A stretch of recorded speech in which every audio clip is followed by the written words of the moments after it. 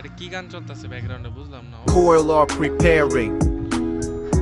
ও এটা বাসমতি চাল ভাইয়ারা বুঝুন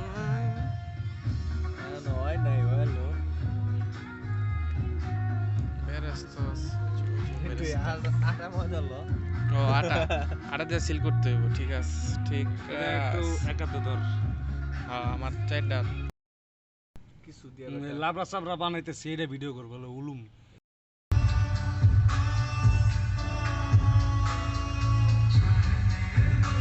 হবে হইতাছে ভাই ফুলাইতাছে এই যে ঢালবে